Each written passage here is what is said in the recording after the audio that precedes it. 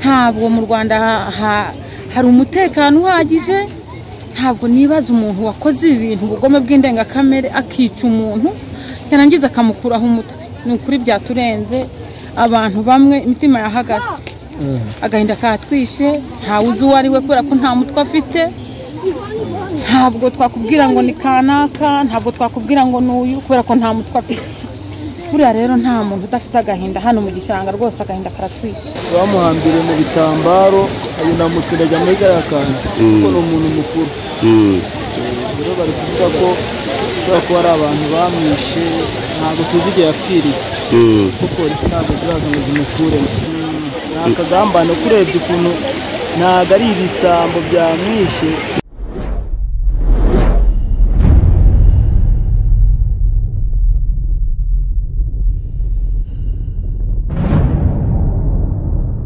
Ahagana mu masaha ya saa 9 z'igicamunsi nibwo mu murenge wa Kigarama mu kagari ka Rwamara ho mu karere ka Kicukiro hamenyekanye amakuru mabi y'urupfu rw'umuturage utamenyekanye amazina wishwe n'abagizi ba nabi bamuciye umutwe maze bamuzingira mu myenda bamuta mu gishanga cya Rwamara. Ibi bibazo duhuye nabyo hano ntabwo byari byakabaho mu Rwanda. Ni ukuri pe, ntabwo mu Rwanda hari umutekano uhagije. Ntabwo nibaza umuntu wakoze ibintu ubugome bw'indengakamere akica umuntu yarangiza akamukuraho umutwe. Ni ukuri byaturenze, abantu bamwe imitima yahagaze, agahinda katwishe, ntawe uzi uwo ari we kubera ko nta mutwe afite. Ntabwo twakubwira ngo ni kanaka, ntabwo twakubwira ngo n'uyu kubera ko nta mutwe afite. Buriya rero nta muntu udafite agahinda hano mu gishanga, rwose agahinda karatwishe. Bamuhambire mu bitambaro ayunamutse ndajya muri gariya kantu kuko ni umuntu mukuru. Rero bari kuvuga ko kubera ko hari abantu bamwishe, ntabwo tuzi igihe yapfiriye kuko polisi ntabwo ziraza ngo zimukuremo. Ni akagambane kurebye ukuntu ntabwo ari ibisambo byamwishe, ntabwo ari ibisambo ko ni akagambane, ni abantu bamugambaniye. Umurambo w'uyu muturage bavuga ko abomwe n'abana bari barimo koga muri iki gishanga, aho bamwe mo twaganire nabo bakeka ko ari uwitwa Matayo wakoraga akazi ko guca inshuro muri ako gace, ariko nanone bongera gusaba leta ko ahantu nk'anga hari ibishanga hari hakwiye kongerwa umutekano cyane cyane mu masaha y'umugoroba. Hari umwana wari uri ko hari ubwana bwari buri koga, buri koga nyine muri hano muri no mugezi. Koga nyine bugiye kugera muri kiraki barahaye tumuke no hari harehare. Rero nibwo bahise babona ikintu bagira ngo ni ingurube. Barango bukuriyeho ikintu cy'igenda cya kiro babona mbese babona n'umuntu. Baragenda kababwira bakora hano mu mazi hari ahantu haruguru.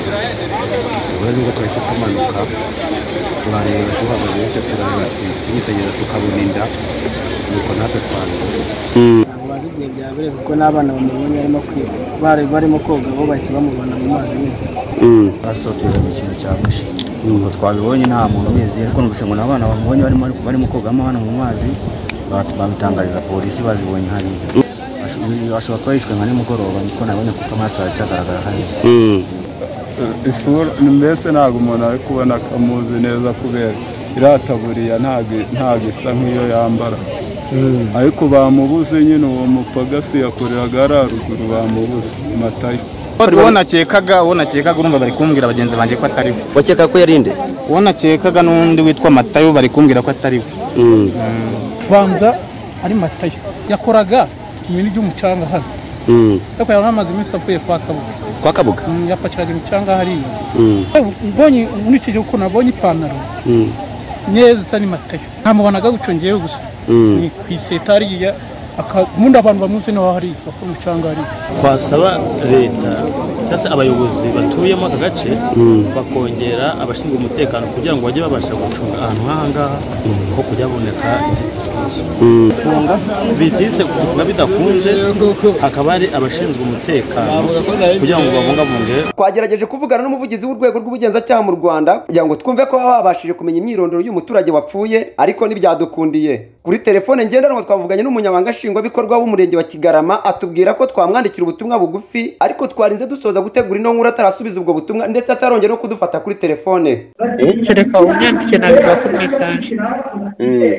bigaragara ko mbere y'uko umuturage yicwa yabanje kurwanya abagizi ba nabi kuko haruguru y'uyu mugezi twasanze amaraso menshi, agatambaro yari afite ndetse n'agapfukamunwa k'umukara yari yambaye. Nk'uko bivugwa na bamwe mu baturage bo mu murenge wa Shyira w'akarere ka Nyabihu, ngo hari abakobwa bakuze batarashaka birirwa bashuka abana b'abahungu bakiri bato, ibyo bigatuma babonye bagendana mu nzira bababwira ko bari kumwe na RIB bagamije kubabwira ko ibyo barimo ari ubushukanyi. Baragumirwa nyine ugasanga cyarakuze cyakuriye iwabo, noneho yakwibonera umusore araje baravuganye, umukobwa ati nge nyine muri wakumva ko nyine ataramucika, bari kujyana mu nzira bakavuga ko ari RIB.